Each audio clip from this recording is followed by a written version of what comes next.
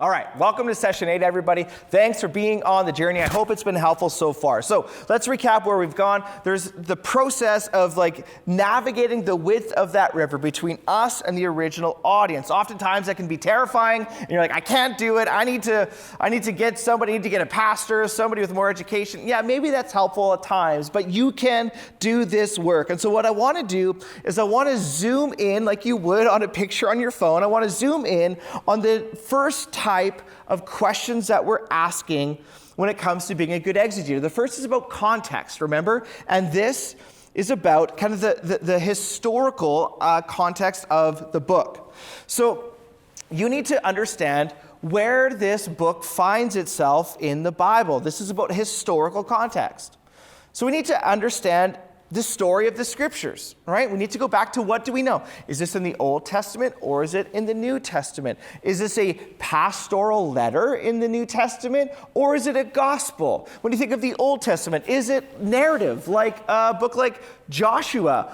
Or is it more kind of practical insights for life like Proverbs? We need to understand kind of the story of the scriptures in order to really understand what this book is trying to communicate to us. So historical context has to do with the time and culture of the author and its readers, and the more important questions of historical context has to do with the occasion and purpose of each of the biblical book. So asking, who wrote this and why did they write it? Who wrote this and why did they write it? So in order to do that, here's what you need to look for. You need to look for general historical background of the book. Who was the author? When was it written? Why was it written? What concerns are addressed in the book? When and where did this take place? What was the situation? What is the author's intent for writing this book? And oftentimes, friends, you find that in the book itself. In the book itself, the author is going to say, here's the purpose, here's what I'm writing, this is a circumstance. You need to read probably the whole book to see the different issues that are addressed. Once you kind of get the broader idea of where is this in the Bible, what kind of genre am I reading, you've done the work of maybe who wrote it and where they wrote it and why they wrote it, you need to take the next step in seeing the immediate historical context of the passage that you're reading, all right? When you read John 15, you need to think about, well, it comes after John 14, and so what happened in John 14? What happens in John chapter 16? It's zooming in more around the context of the passage in front of you. You need to figure out what's going on there. What cultural elements do you need to study with this book? All right, so a gospel is going to present differently again than an Old Testament book. What is the author trying to emphasize? So you can do that work yourself. All right, you can. If you read intently, if you take the time and see the different themes that come up in the book. But there are also some great tools at your disposal.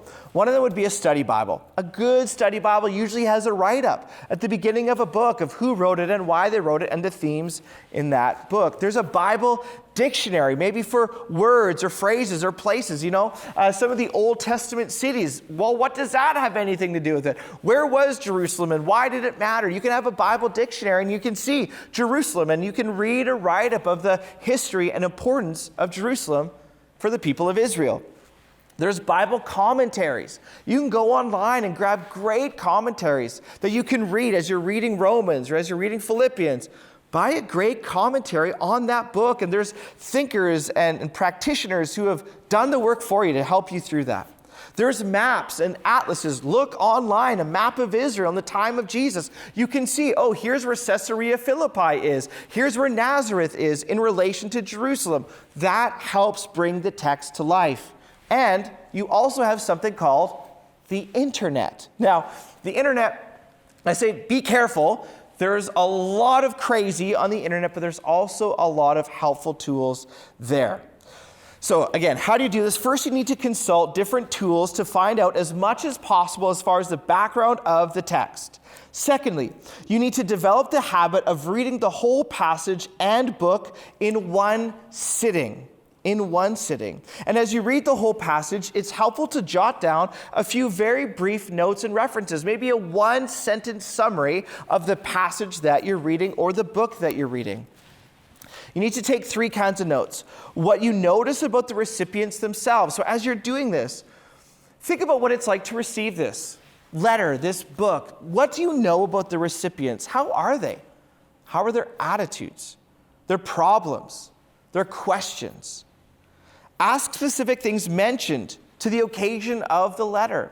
For instance, Paul in Philippians says, I write this from prison. I write this in chains. Well, that dramatically changes the way that you interpret Paul's writing in Philippians. Also, you need to ask or take notes about the book's natural, logical divisions. All right? You need to see the greater context as far as what is going on. For instance, one of the famous verses in the Bible, people quote it all the time, is Jeremiah 29:11. For I know the plans I have for you, declares the Lord, plans to harm and plans to not harm you, but to prosper you, to give you a hope and a future. Right? Great verse. Fantastic.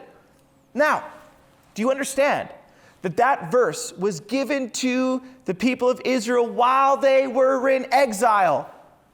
Man, that brings way more meaning to it. While the people are not in their home city, they've been taken over by a foreign army, and now they're living apart from their land, from their identity, and that's the context in which God says to his people, do not be afraid, for I know the plans I have for you, declares the Lord. This is the beauty of the scriptures. And how do you get there?